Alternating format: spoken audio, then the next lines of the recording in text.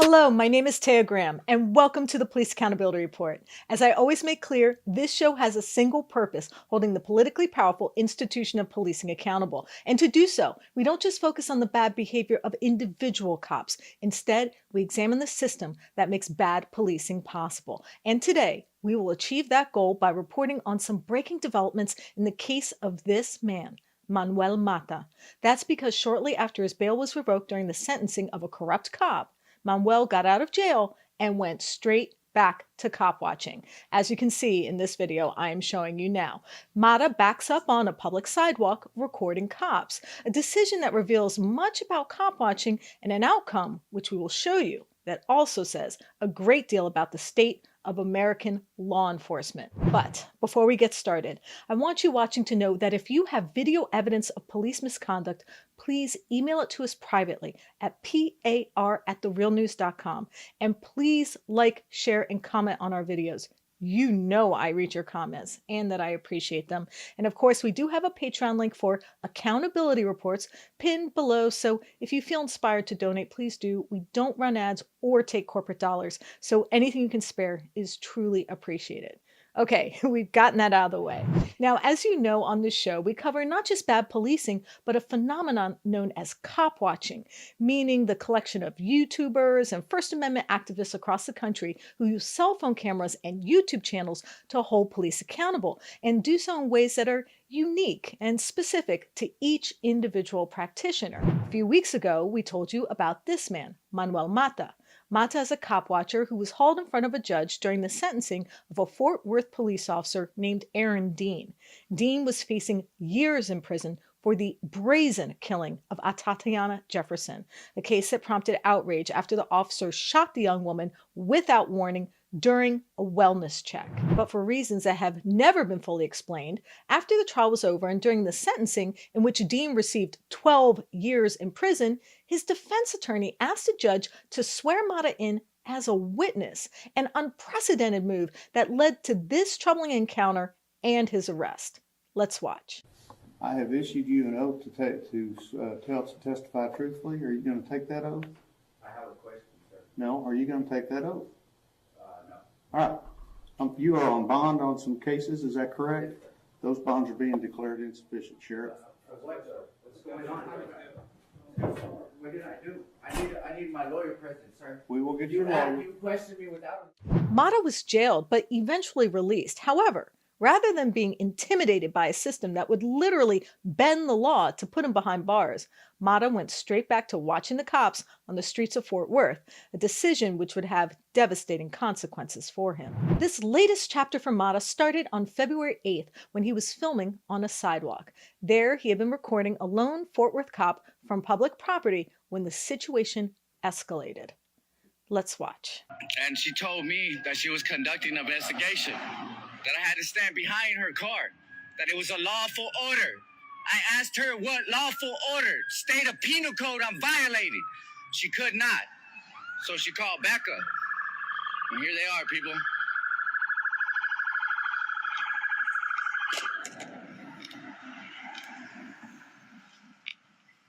Now, it's clear there are two important facts which were true at this point of Mata's encounter with the Fort Worth officer. One, he was filming an officer in their public capacity. And two, he was standing on a public sidewalk. Both activities which are protected by the First Amendment. But that didn't stop officers from swarming the scene. Take a look. Can y'all tell me what penal code I'm violating? Can you tell me what penal code I'm violating? Yes, back there to that trash. What law is that? You can film all you want. What law is that? Do you understand Turner versus Driver? I need your supervisor on scene. He's right over there. Well, I'll talk to him. I don't, that's not a lawful order. I only listen to lawful orders. I only listen to lawful orders. Get your supervisor over here. And even though Mata was still standing on a sidewalk and he was filming police, as is his right, and even though you can see he backed away after police arrived, Mata is arrested again. Just watch. Y'all cannot turn a First Amendment protected activity into a crime. All you want, but you're right back there. Look, I already gave y'all more than 10 feet. Stay out there, Mata. I'm standing right here where I'm legally allowed to be. Good. What's his name and badge number? I don't know. You're a supervisor. What's your name and badge number? Lawrence, 3494, Manny. Okay. Okay. You're condoning this trash. You're condoning this Be trash. cool, Manny. I am cool. She didn't have to do that shit. Be cool, Manny. I am. I don't like. Look at all this shit. Look at all this shit. Y'all blocked them off for filming. Be cool, Manny. Filming. Yeah, intimidation. That's all bullies. That's all y'all are. Fucking bullies. You're bullies. Y'all use your badge to intimidate. Are you okay? You're shaking. Are you okay? Are you okay? Yeah, because I'm intimidated by all these cops. Y'all have no authority unless I'm committing a crime. Y'all cannot turn a First Amendment protected activity into a crime. She asked him 3 times to get away from her window. I did, sir. Look, I was standing over there. I'm way over. How many times did she ask you? While she was saying it, I was moving backwards, asking her. So I was complying. Okay. We'll review. It's on video Okay. because I'm not violating no law, sir. None. I can walk up to her car and film her. That's protected. It's a protected activity. You understand that clearly, don't you, sir? Manny, you're obviously not listening. I need your lieutenant. If y'all gonna arrest me for not committing a crime, I need your lieutenant. You're under arrest right now for interference. That's fine. It's all on film. Go ahead and turn your camera off. That's crazy, dude. Y'all doing illegal activity. Don't worry, y'all being... Bottom line, once again, for better or for worse, Mata stood up to the cops. And bottom line, once again, is his defiance landed him in jail. But why his arrest unfolded as it did raises questions that need to be answered. And more importantly, why Manuel keeps pushing back against law enforcement also needs to be addressed. In other words, why do cop watchers keep putting themselves in scenarios where handcuffs seem destined to follow? To answer these questions, we will be showing you an interview we conducted with Mata before he was arrested. But first, I'm joined by my reporting partner, Stephen Janis, who's been looking into Mata's most recent arrest and following up with some of the details from the bizarre situation that occurred at the Dean sentencing. Stephen, thank you so much for joining me. Tay, thanks for having me. I really appreciate it. So first, before I ask you about what you've uncovered about this case, I know we discussed an issue you have with arresting someone on the sidewalk filming and why it's so important for us to cover it. Can you talk about that? Yeah, let me show you an example because I spent a lot of time reporting from sidewalks and why sidewalks are really sacred ground for photojournalists. If I step over here, say, with my camera, police can arrest you for obstructing traffic. If I were to step over here on the grass, the owner of this property could get me for trespassing.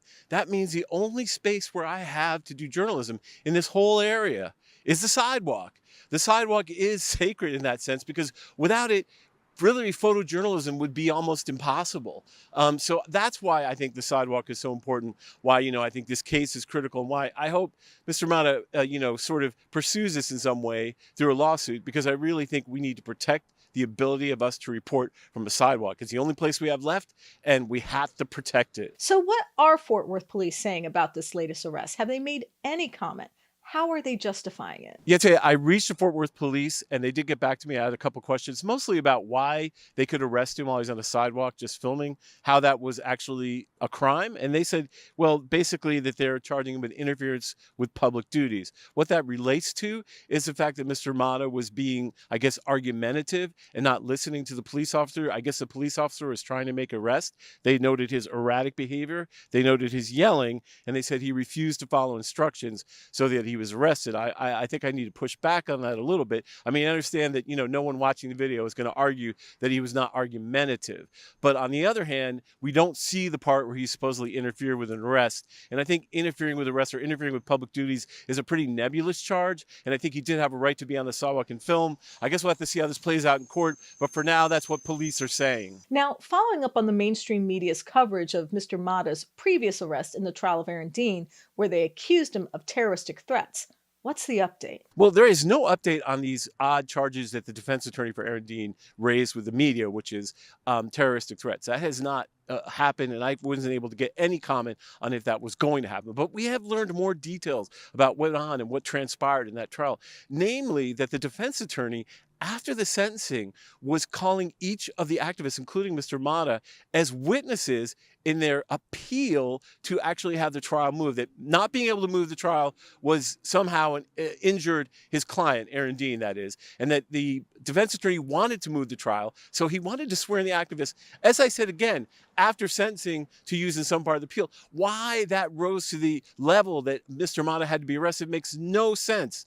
So still, the more we learn about it, I think the less sense that entire ordeal makes. And so we're going to keep following. As I said before, prior to his arrest, we spoke to Manuel about many of the aspects of his activism. And today, I want to focus on a specific facet of it. That is, why does he do it? Why does he keep confronting police and paying such a steep price? So, Manuel, you were able to be removed from the courtroom because your bonds were revoked.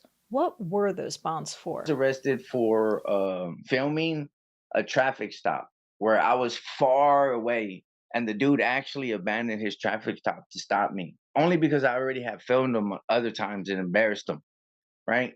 So while I was in jail for that, they revoked my bond and they gave me another charge. So I had to come up first. I had to get them to give me a bond, and I got a charge from, what was it? Assault on a public servant dropped to resisting arrest, and it still had my bond at 18,800 and something right now. That's the bond I'm out right now. I'm on an 18,300 and something dollar bond, not 1,800. It's 18,000. That's the amount of bond I'm on for filming cops. So, do you consider yourself a cop watcher, an activist, an auditor, a YouTuber? I mean, what would be the best way to describe what you do? That's what I was going to tell you earlier about how I started filming cops, and then I ended up going to the meetings because I met someone. Um, I met some guy named Thomas Torlinkasi. He passed away, right? But he did the same thing. He looked at my YouTube videos, and then he said, "Hey, I need your help at the Tarrant Regional Water District." That's how I started figuring out like different entities, because I went to the TWRD, which is the water district. I went to the Tarrant Appraisal District, which is where the taxes is. And then I went to the Commissioner's Court, which is the sheriffs and the jail. And then I went to the City Hall meeting, and where it's the mayor and she's over the police. So it's like I went to all these different places, and now I understand why they're the way they are. There's no accountability, because even the ones that are above them, they just, because see, our mayor, this is what I got people saying here now, right? If you take money, funding from the Police Officers Association or the CCPD, your vote is bought. Because when you vote, you have to vote with the police. So every time it's something that's to hold the police accountable or to hold them transparent, because see, they voted against to have a citizen review board. And again, because it's the cops. So they don't want citizens having power to be able to hold cops accountable. So they voted it down. And the mayor, she was the one who got major funding from the police. So it's like now the people that are coming now to register, and that's their whole thing. I'm not funded by Fort Worth Officers Association or the CCPD. That's letting us know that they're going to put people over politics. Do you think your actions as a cop watcher have had a positive effect on your community? Can you give me an example? Because I want you to pay attention to something too. I wasn't the only activist that was sworn in that had nothing to do with the case. I was like the fifth one. I'm the only one that said no. I'm the only one that said, "Hey, I want to ask this first." All the rest of them were forced to swear in, and you couldn't be inside. And the reason they gave two reasons to being a witness for Aaron Dean. They already passed the whole if he's guilty or not. Now they're trying to give this cop, that same judge the other day, right? He said there was the mayor and another council member were held in contempt. He let him slide because he said they apologized. Oh, and then he also said he wanted this case to be over with. So today we find out that he's letting Aaron Dean's lawyer, Brissett, investigate one of the jurors potentially posting something on social media asking what should I do during the sentencing phase. And this is what I want people to, this is what I'm trying to explain to people here. Because they can say something happened during the sentencing phase doesn't affect the conviction already. He's already been convicted. The only thing he can do is affect the time.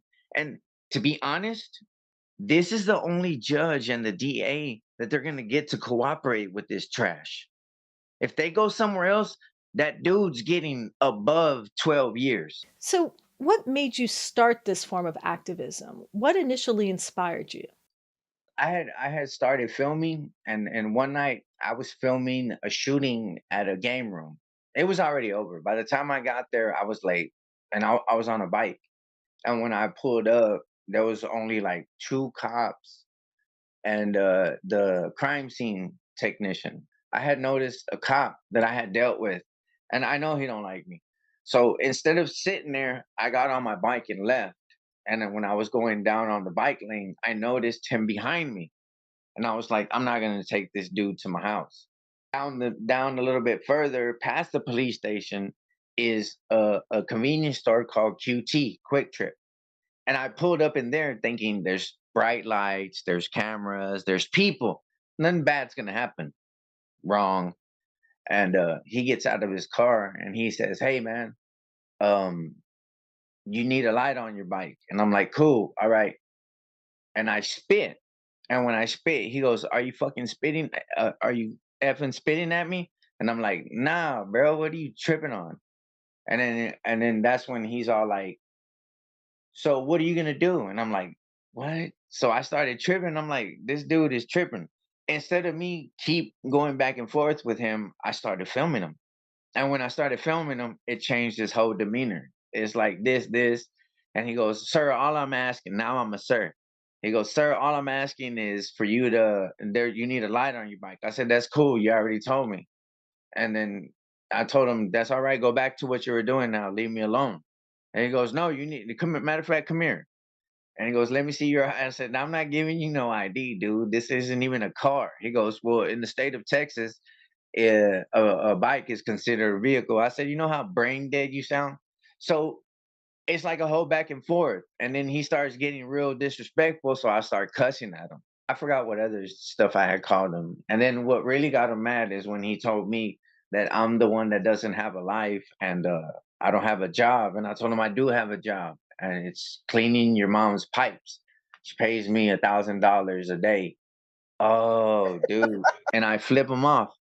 And when I go to the corner to cross the street, the supervisor's already in the empty parking lot across the street. And I notice him when he turns his light on.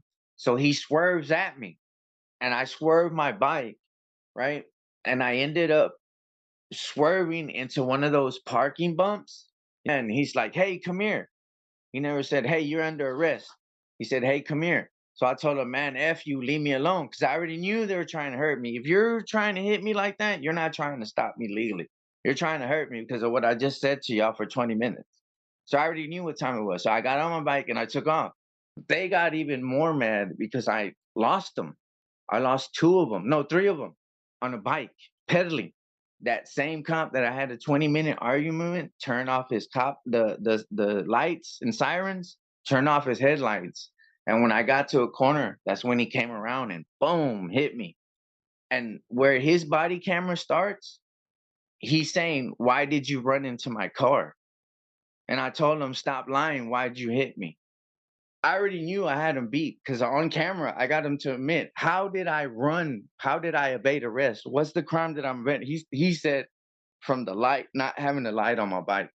The officer told you you needed a light on your bike, but he already gave me a warning for it. What you're doing is because of what happened right now at QT. And the whole reason that they didn't want to take me to the hospital is because I didn't want to identify myself to him." What about the personal costs? Surely legal fees and court costs and time incarcerated all take their toll. Why do you keep doing it? So that's all I can do, stand by them because they're in my neighborhood. Those are my neighbors. And then the nerve of these dudes to say I'm a hanger on. No, I want y'all to hold y'all because this is gonna mess you up. Aaron Dean was a Central Division B officer.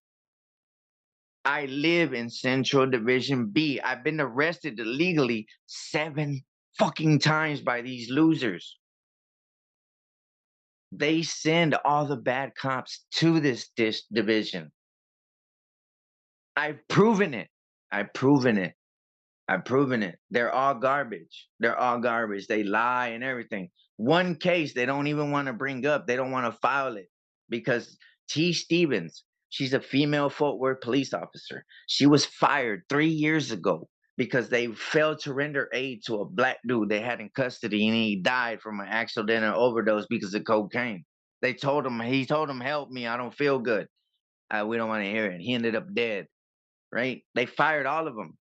The 2 they hired back is T. Stevens and Pritzker, and I've dealt with both of them. I got them kicked out of my division. That's all they do. They just move them, they reassign them. Now, I want to continue the conversation I had with Manuel. Actually, I wanted to continue it by reiterating the question I asked him. Why? Why would anyone confront the cops, video them from sidewalks, or simply hold them accountable if the consequences are so substantial?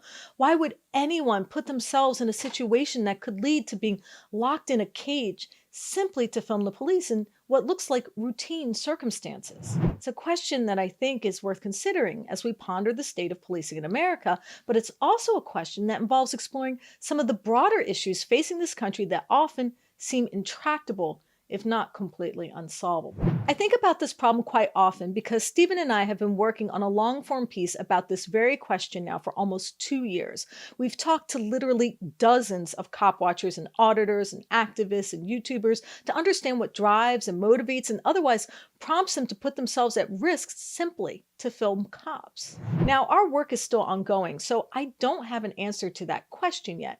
In fact, like many stories I've personally covered as a journalist, it seems like the question itself has become more complex as we talk to people with different perspectives, different motivations, and as I've said before, different approaches to this process, and they all deserve a fulsome examination. But I do have some sense of what perhaps has made cop watching such a widespread and diverse phenomena, something that may seem peripheral to this topic, but I think has much to do about why cop watching exists in the first place. It starts, interestingly, with our editor-in-chief, Maximilian Alvarez. Max, besides being an excellent editor, is also one of the best labor reporters in the country. He has covered labor issues across the country in all its trials and tribulations, and not just the big issues, but the personal stories of the people who keep this expansive country running, fed and otherwise provided with basic services, namely working people who tell their stories on his quite awesome podcast of the same name, Working People. But anyway, the reason I'm talking about Max's work today is because of a story he'd been reporting on for years, something he had covered that the national media ignored, and what it says about the topic we're talking about today. That's because Max has taken a very specific and detailed interest in the plight of American railroad workers. Long before the mainstream media thought the story was worth covering, he was exploring it through interviews and investigative reporting on how the railroad industry has reduced staffing while increasing the burden on the remaining employees.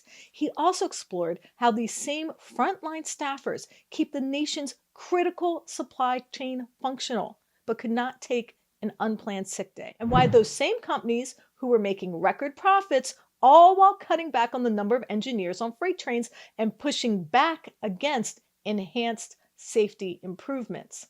Max reported on this, but the mainstream media ignored it. Our leaders in Washington ignored it, and the shareholders and well-paid executives ignored it. That is until last week when a train derailed and toxic chemicals were released on the unsuspecting town of East Palestine, Ohio. In fact, the dangerous cargo of that train was considered so combustive, the firefighters actually burned the deadly chemicals on purpose, releasing a toxic stew into the community that residents say is turning life in their town into an apocalyptic nightmare. But the reason I bring up Max's work in a story about cop watchers is simple. Because both in Max's case and in the case of cop watchers, I think one can argue that people who independently report on these problems are the same. They are making sure that the powers that be are listening and the people who are trying to survive are being heard. They ignored the railroad workers who Max interviewed and who warned him that the reduced staffing to maximize profits would lead to accidents.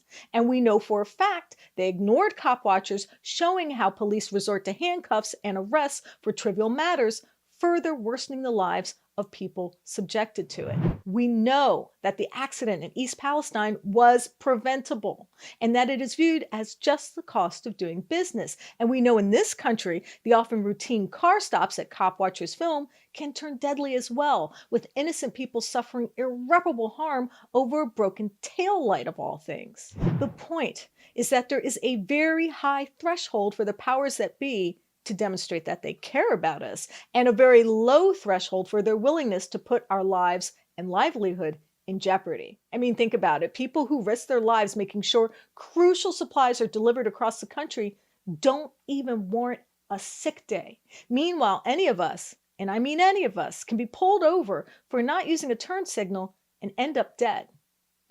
And I personally often think of Sandra Bland when I get into a car. Both of these examples imply a crisis, and yet the mainstream media and the politicians in Washington act as if they are just the cost of doing business. A meager accounting, a decimal dust measure of the value of our lives compared to their inherent worth, not as valuable as ensuring lucrative dividends for shareholders or as righteous as the ability of law enforcement to use deadly force whenever they feel justified to do so. The point is that both cop watchers and independent journalists like Max reveal a broader truism about the American experiment that I think is often overlooked, that the underlying inequality that defines our country is exacerbated by the unequal distribution of the power of the people to voice their concerns. In other words, the inequity I just discussed is not solely a byproduct of our out-of-control capitalism or billionaire avarice. It is also reinforced and bolstered by the fact that those same hyper-profiteers control the narrative that shapes both policy and the people who make it. The best way to describe it is an economic star chamber, an allusion to the Michael Douglas movie, where a small group of elite power brokers met in secret to mete out punishment for the people they deemed guilty of crimes. The only problem was their judgment turned out to be wrong, and innocent people suffered immensely. And I think the same argument can be made in the case of the topics we are talking about today, because for all the breathless talk about the open forum provided by social media and platforms like Facebook and Twitter, and the most recent iteration of the media ecosystem is in reality just a billionaire-controlled elite echo chamber. Given that access to the audience is basically for sale, and given that the most popular posts are distributed based on how much conflict they create, it's clear that the resulting dialogue is simply a Roman circus for discourse to enrich the elites, while they use their illicit largesse to control the political process that actually makes the aforementioned bad policies possible. For example, people who work on railroads who don't have sick days. I'm serious. What God-forsaken country that is truly a democracy would allow that? And better yet, what country that purports to be free would countenance a routine traffic stop as a possible death sentence? And let's not forget the fact that we are the only wealthy country that doesn't guarantee sick days for anyone, or even vacation for that matter. The point is that what we see in cop watching is in part, I think, a comprehensive indictment of the ability of our democracy to respond to the needs of the people. It is an absolute expression of how our system that is supposed to serve the people often fails to do so. It's truly a message that the elitism that governs our national conversation is simply a means to acquire more wealth for the few, not making life better for the many. And I think that's one of the reasons we need independent voices like Max and our cop watchers to fight back against this institutionalized myopia.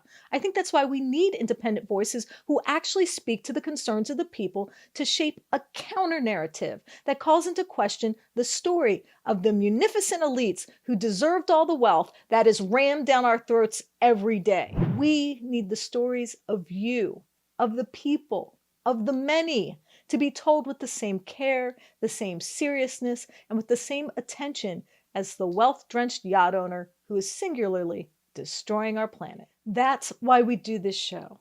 That's why we report on cop watchers. And that's why we work with and support Max. And that's why we listen to you, the people who care. I would like to thank our guest Manuel for sharing his experience with us, and I certainly hope he will be out of jail soon. And of course, I want to thank intrepid reporter Stephen Janis for his research, his writing, and his editing on this piece. Thank you, Stephen. Taya, thanks for having me. I really appreciate it. And I want to thank our friends of the show and mods, Noli D and Lacey R, for their support. Thank you very much. And a very special thanks to our Patreons. We appreciate you, and I look forward to thanking each and every single one of you personally in our next live stream, especially Patreon associate producers John R. and David K, and super friends Shane Bushta, Pineapple Girl, Chris R., and Matter of Rights. Thank you very much. And I want you watching to know that if you have evidence of police misconduct or brutality, please share it with us and we might be able to investigate for you. Please reach out to us. You can email us tips privately at par@therealnews.com and share your evidence of police misconduct. You can also message us at Police Accountability Report on Facebook or Instagram, or at Eyes on Police on Twitter. And of course, you can always message me directly at Tejas Baltimore on Twitter or Facebook. And please like and comment. I do read your comments and appreciate them, and I try to give an answer whenever I can. And we do, of course, have a Patreon link pinned in the comments below, so if you feel inspired to donate, please do. Anything you can spare would be truly appreciated. My name is Taya Graham, and I am your host of the Police Accountability Report. Please, be safe out there.